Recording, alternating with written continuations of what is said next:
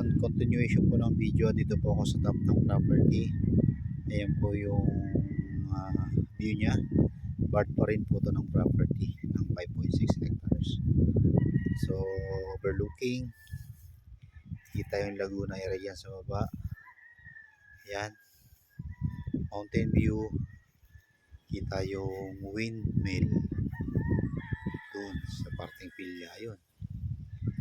I-zoom ko lang konti. Ayan. Ayan yung part ng Laguna. Yan sa baba. Tapos andun yung mga windmill yan sa taas. So, yan po.